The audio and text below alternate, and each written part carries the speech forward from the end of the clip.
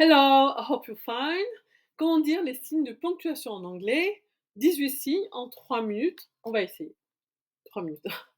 Alors, tout d'abord, cette vidéo vous est présentée par grammairanglaise.fr, notre site sur lequel vous trouverez des livres pour apprendre l'anglais, que ce soit de la grammaire, du vocabulaire, de la phonétique, de la traduction, des expressions idiomatiques, et tous les livres sont, en couleur, donc ils sont vraiment intéressants et ça va du niveau A1 au niveau C2. Et s'il vous plaît, n'oubliez pas de vous inscrire à notre chaîne, YouTube, l'anglais expliqué en 2 minutes top chrono.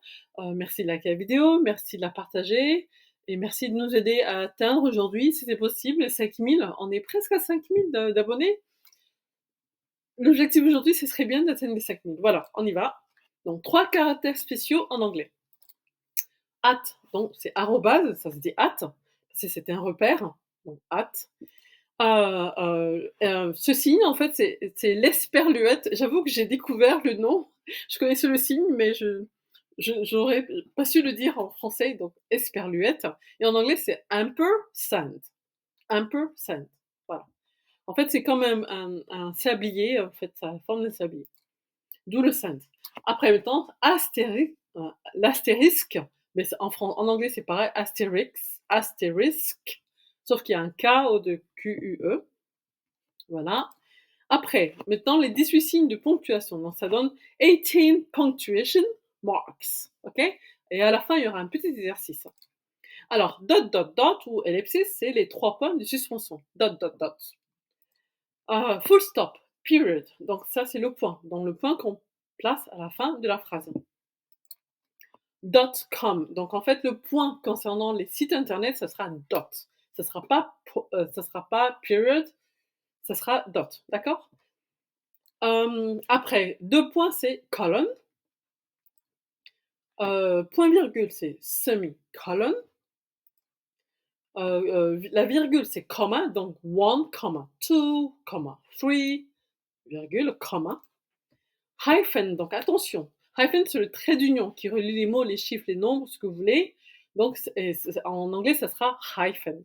Donc, 33, c'est relié par un trait d'union de hyphen en anglais.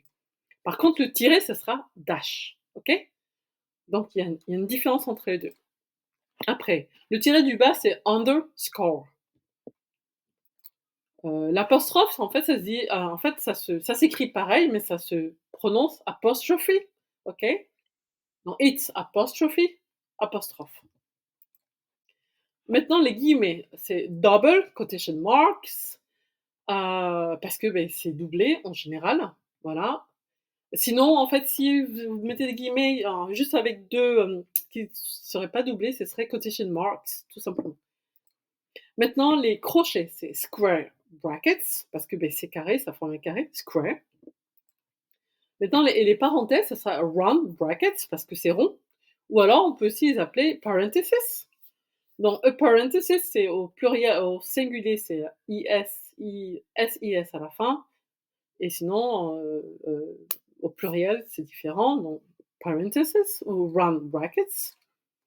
La barre oblique qui penche vers la gauche, c'est backslash, parce que ça va vers l'arrière. Et la barre oblique qui va vers la droite, c'est forward slash.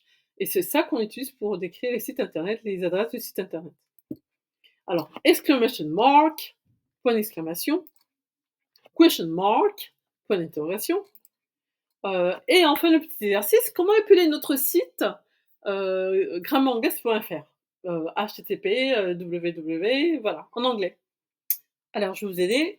Ça donnera https et en colon www.grammairanglaise.fr.